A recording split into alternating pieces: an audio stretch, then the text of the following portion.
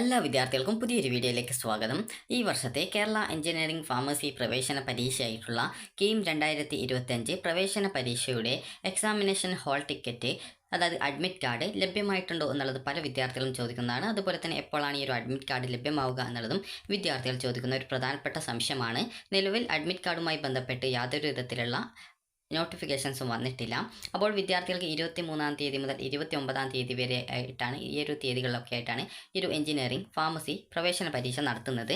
അപ്പോൾ നിലവിൽ ഈ ഒരു അഡ്മിറ്റ് കാർഡ്, അതായത് ഒരു വിദ്യാർത്ഥി അഡ്മിറ്റ് കാർഡ് ലഭിച്ചിട്ടുണ്ടായിരുന്നു എന്ന് പറഞ്ഞിട്ടുണ്ടായിരുന്നു. അപ്പോൾ വിദ്യാർത്ഥികൾ ശ്രദ്ധിക്കേണ്ടത്, ഈ ഒരു അഡ്മിറ്റ് കാർഡിൽ ചില സമയങ്ങളിൽ ഒരു എന്തെങ്കിലും അപ്ഡേറ്റും കാര്യങ്ങളൊക്കെ വരും. അപ്പോൾ അതുകൊണ്ടാണ് ഇതുമായി ബന്ധപ്പെട്ട് നോട്ടിഫിക്കേഷൻസും കാര്യങ്ങളൊന്നും നിലവിൽ വരാത്തത്.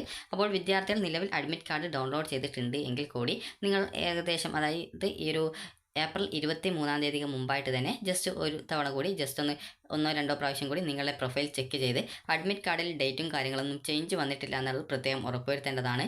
കാരണം മുൻ വർഷങ്ങളിൽ ആദ്യമായിട്ടായിരുന്നു കഴിഞ്ഞ വർഷം ഈ ഒരു CBT എക്സാം നടന്നിട്ടുണ്ടായിരുന്നത്. പിന്നീട് തുടർച്ചയായിട്ട് ഈ വർഷവും ഇതേ രീതിയിൽ CBT എക്സാമാണ്, അതായത് കമ്പ്യൂട്ടർ ബേസ്ഡ് ടെസ്റ്റാണ്. അപ്പോൾ അതുകൊണ്ട് തന്നെ നിങ്ങൾ ശ്രദ്ധിക്കേണ്ടത്, എക്സാമിൻ്റെ സെൻറ്ററോ അല്ലെങ്കിൽ എക്സാമിൻ്റെ ഡേറ്റുമായി ബന്ധപ്പെട്ട കാര്യങ്ങളിൽ ചില സമയങ്ങളിൽ മാറ്റങ്ങൾ വരാനുള്ള സാധ്യതയൊക്കെ ഉണ്ട്.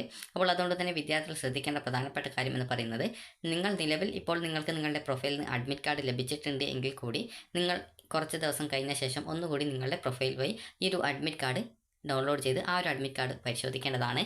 കാരണം ഈ ഒരു ഡേറ്റും അല്ലെങ്കിൽ ആ ഒരു എക്സാം സെൻറ്ററിലോ എന്തെങ്കിലും മാറ്റങ്ങൾ വരികയാണെങ്കിൽ ആ ഒരു സമയത്ത് അപ്ഡേറ്റ് വരാനുള്ള സാധ്യതയുണ്ട്. അപ്പോൾ അതുകൊണ്ട് തന്നെ ജസ്റ്റ് നിങ്ങൾ ഇന്ന് അല്ലെങ്കിൽ ഈ ഒരു തൊട്ടടുത്ത ദിവസങ്ങളിലായിട്ട് നിങ്ങൾ ഡൗൺലോഡ് ചെയ്തെടുക്കുന്ന അഡ്മിറ്റ് കാർഡ് പിന്നീട്, അതായത് 23-ാം തീയതിക്ക് മുമ്പ്, അതായത് ഏകദേശം ഒരു 22-ാം തീയതിയൊക്കെ ജസ്റ്റ് നിങ്ങളുടെ പ്രൊഫൈൽ പരിശോധിച്ച് ആ ഒരു അഡ്മിറ്റ് കാർഡ് വീണ്ടും ചെക്ക് ചെയ്ത് നോക്കുകയും അതിലെ എക്സാം സെൻറ്ററും അതുപോലെ തന്നെ ഡേറ്റോ കാര്യങ്ങളൊക്കെ മാറിയിട്ടുണ്ടോ അല്ലെങ്കിൽ എക്സാം സമയമൊക്കെ മാറിയിട്ടുണ്ടോ എന്നുള്ളത് പ്രത്യേകം ഉറപ്പുവരുത്തേണ്ടതാണ്. അപ്പോൾ വിദ്യാർത്ഥികൾ ശ്രദ്ധിക്കേണ്ടത്, നിലവിൽ നിങ്ങൾക്ക് ഈ ഒരു പ്രാക്ടീസ് ടെസ്റ്റ് ചെയ്യുന്നതിനായിട്ടുള്ള അവസരമുണ്ട്. അപ്പോൾ വിദ്യാർത്ഥികൾ ചെയ്യേണ്ടത്, നിങ്ങൾക്ക് പ്രാക്ടീസ് ടെസ്റ്റ് എന്ന് പറയുമ്പോൾ ഈ ഒരു ട്രയൽ ടെസ്റ്റ് എന്നുള്ള രീതിയിൽ നിങ്ങൾക്ക്, അതായത് ഈ ഒരു പരീക്ഷയ്ക്ക് മുന്നോടിയായിട്ട് എങ്ങനെയാണ് ഈ ഒരു പരീക്ഷ, അതായത് എങ്ങനെയാണ് ഈ ഒരു പരീക്ഷയുടെ ആ ഒരു മാതൃക എന്നുള്ളത് മനസ്സിലാക്കുന്നതിന് വേണ്ടിയിട്ടാണ് ഈ ഒരു പ്രാക്ടീസ് ടെസ്റ്റ് നടത്തുന്നത്.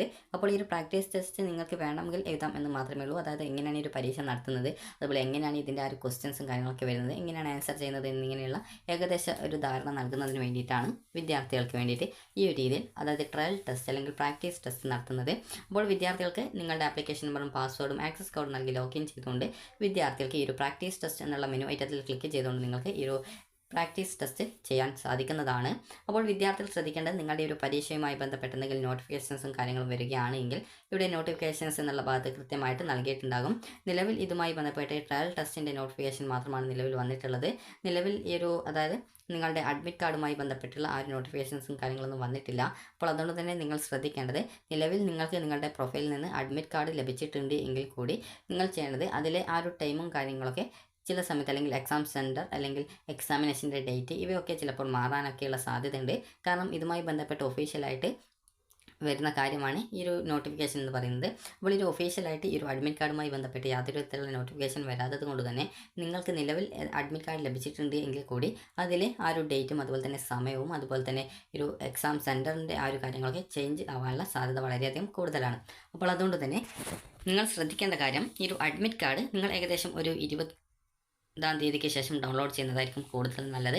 കാരണം എന്തെങ്കിലും കാരണവശാൽ എക്സാമിനേഷൻ്റെ ആ ഒരു ഡേറ്റിൽ, അതായത് നിലവിൽ നിങ്ങൾക്ക് ഈ ഒരു പ്രൊഫൈലിൽ നിന്ന് ലഭിച്ച അഡ്മിറ്റ് കാർഡിൽ നിങ്ങൾക്ക് ആ ഒരു എക്സാം ഡേറ്റും കാര്യങ്ങളൊക്കെ പറഞ്ഞിട്ടുണ്ടാവും. എന്നാൽ ആ ഒരു എക്സാമിൻ്റെ ഡേറ്റും അതുപോലെ തന്നെ എക്സാമിൻ്റെ ടൈം അതുപോലെ തന്നെ എക്സാം സെൻറ്റർ ഇവയൊക്കെ ചേഞ്ച് ആവാനുള്ളതൊക്കെ സാധ്യതയുണ്ട്. അപ്പോൾ അതുകൊണ്ട് തന്നെ നിങ്ങൾ ശ്രദ്ധിക്കേണ്ടത്, നിലവിൽ കിട്ടിയിട്ടുള്ള അഡ്മിറ്റ് കാർഡ് മാത്രം നോക്കാതെ ഏകദേശം ഒരു ഏപ്രിൽ 20-ാം തീയതിക്ക് ശേഷം നിങ്ങൾ ജസ്റ്റ് പ്രൊഫൈൽ വഴി നിങ്ങളുടെ അഡ്മിറ്റ് കാർഡ് ഡൗൺലോഡ് ചെയ്ത് പരിശോധിക്കുക. കാരണം എക്സാം സെൻറ്റർ എവിടെയെങ്കിലും ചേഞ്ച് ആയിട്ടുണ്ടോ എന്നുള്ളത്. കാരണം മുൻ വർഷങ്ങളിൽ ഈ ഒരു രീതിയിൽ ചേഞ്ച് വന്നിട്ടുണ്ടായിരുന്നു. അപ്പോൾ അതുകൊണ്ട് നിങ്ങൾ കൃത്യമായിട്ട് ഈ ഒരു കാര്യം ശ്രദ്ധിക്കേണ്ടതാണ്. ഇനി വിദ്യാർത്ഥികൾ ചോദിക്കുന്ന കാര്യമാണ്, മെഡിക്കൽ ആൻഡ് അലൈഡ് കോഴ്സസിലേക്ക് പരീക്ഷയില്ലേ എന്നുള്ളത്.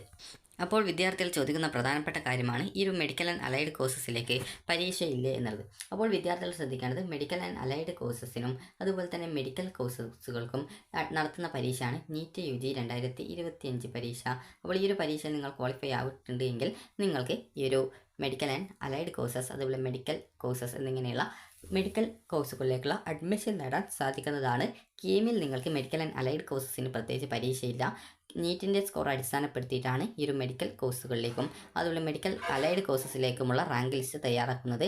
അപ്പോൾ വിദ്യാർത്ഥികൾക്ക് ആ ഒരു കാര്യം മനസ്സിലായിട്ടുണ്ടാകുമെന്ന് കരുതുന്നു. അതായത് നിങ്ങൾക്ക് ഈ ഒരു കീമിൻ്റെ പരീക്ഷയിൽ നിങ്ങൾക്ക് പരീക്ഷ ഉണ്ടാകുന്നത് എഞ്ചിനീയറിങ്ങിനും അതുപോലെ തന്നെ ഫാർമസിക്കും മാത്രമാണ് ഈ ഒരു പരീക്ഷ ഉണ്ടാകുന്നത്. അതുപോലെ തന്നെ വിദ്യാർത്ഥികൾക്ക് ഈ ഒരു മെഡിക്കൽ കോഴ്സിനും അതുപോലെ തന്നെ മെഡിക്കൽ അലൈഡ് കോഴ്സസിനും നീറ്റ് പരീക്ഷയാണ് ഉണ്ടാവുക. നീറ്റ് പരീക്ഷയുടെ സ്കോർ പിന്നീട് കീമിൻ്റെ വെബ്സൈറ്റിൽ റിസൾട്ട് വന്ന ശേഷം അപ്ലോഡ് ചെയ്ത് കൊടുത്താൽ മതിയാകും. അതുപോലെ തന്നെ ആർക്കിടെക്ചർ കോഴ്സ് ആണെങ്കിൽ അതിന് നാറ്റ എക്സാമിനേഷനാണ് ഉള്ളത്.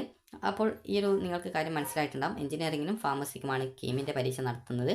അതുപോലെ തന്നെ ഈ ഒരു ആർക്കിടെക്ചർ കോഴ്സിന് നാറ്റ എക്സാമിനേഷനാണ് ക്വാളിഫിക്കേഷൻ.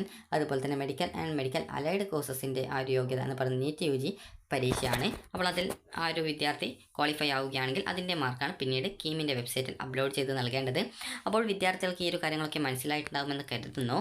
അപ്പോൾ വിദ്യാർത്ഥികൾക്ക് ഈ ഒരു നിലവിൽ അഡ്മിറ്റ് കാർഡ് ലഭിച്ച വിദ്യാർത്ഥികൾ ഉണ്ടെങ്കിൽ ഏകദേശം ഏപ്രിൽ 20-ാം തീയതി ഒന്നുകൂടി നിങ്ങൾ ഡൗൺലോഡ് ചെയ്ത് അഡ്മിറ്റ് കാർഡ് വീണ്ടും പരിശോധിക്കേണ്ടതാണ്. കാരണം ഡേറ്റോ ടൈമോ അല്ലെങ്കിൽ എക്സാം സെൻറ്ററോ മാറിയിട്ടുണ്ടോ എന്നുള്ളത് കൃത്യമായിട്ട് ഉറപ്പുവരുത്തുക. അപ്പോൾ നിങ്ങൾക്ക് ഈ ഒരു വീഡിയോ ഉപകാരപ്രദമായിട്ടുണ്ടെങ്കിൽ ലൈക്ക് ചെയ്യുക, ഷെയർ ചെയ്യുക. Thank you for watching.